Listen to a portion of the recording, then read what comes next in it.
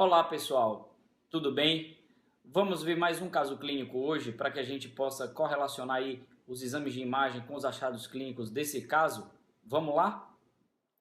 Então vamos apresentar um caso clínico de uma paciente de 43 anos, do sexo feminino, com história de dor lombar há 3 meses. Veja que essa paciente já tem dor lombar há cerca de 3 meses e refere ainda episódios de febre vespertina, cerca de 38 graus no último mês. Veja que essa paciente tinha alguns episódios de febre no final da tarde. Por vezes ela mensurava essa febre, por vezes ela não mensurava. Algumas vezes ela referia que tomava antitérmicos comuns, como dipirona, e essa febre melhorava, e às vezes de forma espontânea essa febre também melhorava. Além disso, não se queixava de nada mais importante, nenhum antecedente outro, sendo que no interrogatório sistemático, essa paciente negava qualquer tipo de perda ponderal ou qualquer tipo de neoplasia conhecida. Não tinha nenhum diagnóstico de perda ponderal ou de neoplasia conhecida. Bom, além disso, no exame físico, essa paciente tinha dor à palpação da coluna lombar, uma dor à palpação e nenhum déficit neurológico. Isso é importante. Além dos dados vitais estarem normais, pressão, frequência cardíaca e o restante do exame físico está completamente normal, essa paciente, é importante frisar, não tinha nenhuma anestesia, parestesia de membro inferior, não tinha nenhuma perda da força muscular, somente uma dor à palpação na coluna. A primeira pergunta que a gente deve fazer frente a um paciente com dor lombar é a seguinte: precisa fazer exame de imagem no paciente com lombalgia? Então, antes de solicitar o exame de imagem, é preciso caracterizar bem a dor, se tem alguma associação, algum fator de melhor ou pior, associação com outros sintomas, se esse paciente tem alguma história de neoplasia, a idade, correlacionar tudo da história e do exame físico antes de solicitar. Mas e como a gente vai triar aqueles pacientes que precisam do exame de imagem?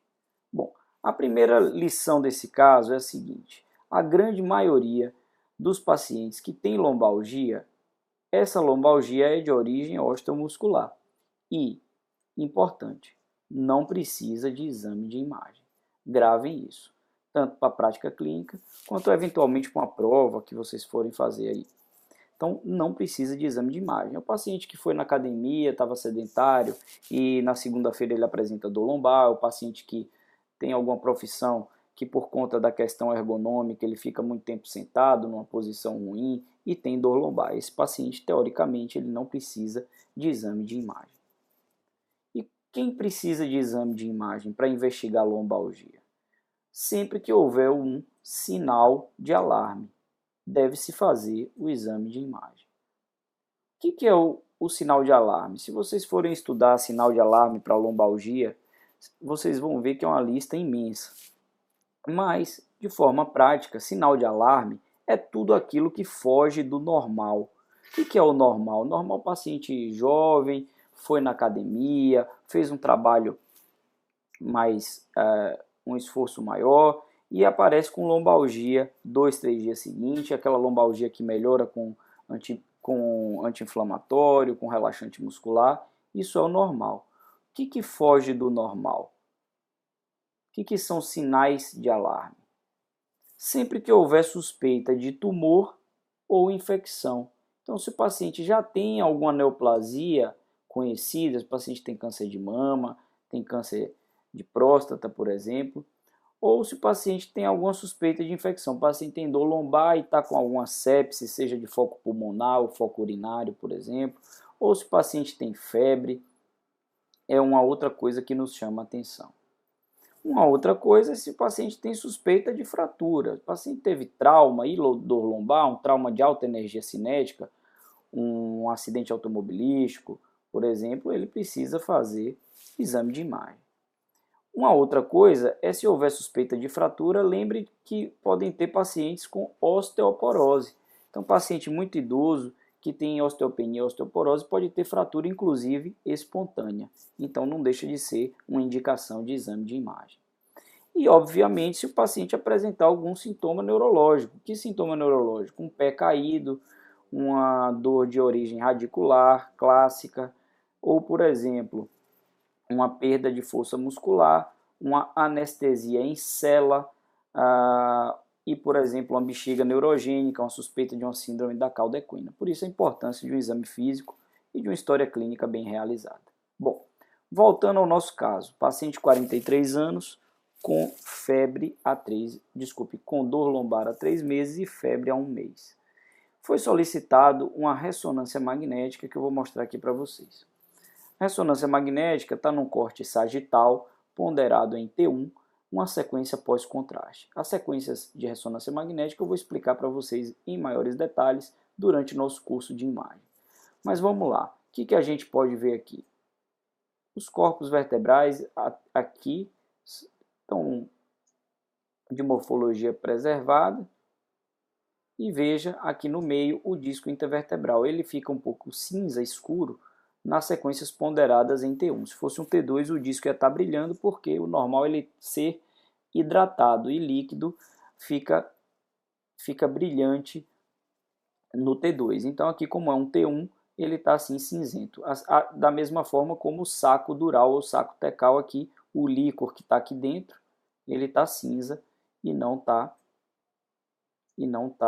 brilhante como deveria ser se fosse um T2. Aqui para trás a gente tem o cone medular e as raízes da cauda equina. Bom, vamos nos concentrar agora aqui embaixo na alteração.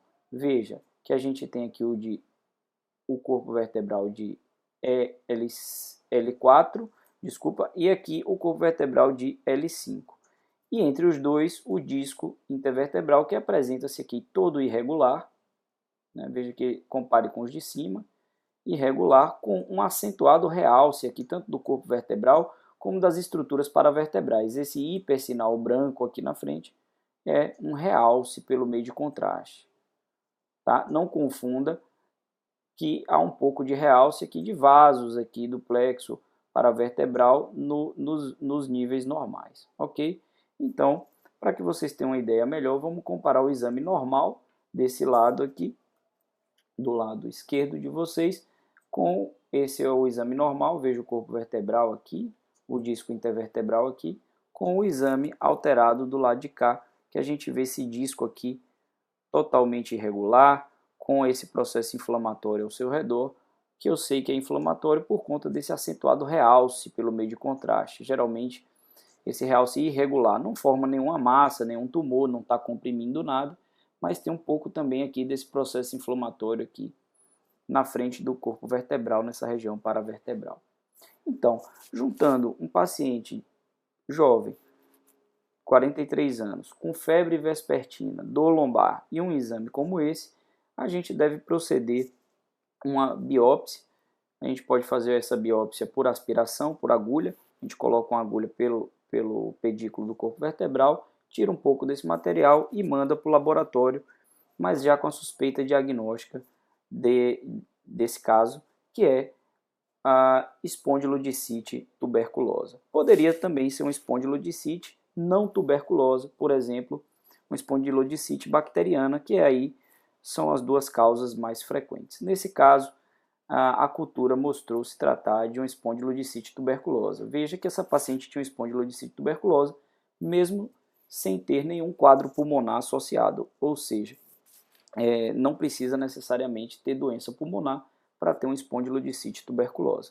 E lembrando que se esse achado fosse nos corpos vertebrais da coluna torácica, às vezes tem o epônimo aí de mal de Pote. Bom, espero que vocês tenham gostado do nosso caso clínico e acompanhem a nossa página. E se vocês quiserem, obviamente, participar do nosso curso, a gente fica muito agradecido. É só acessar www.sanar.com.br. Um abraço e até a próxima.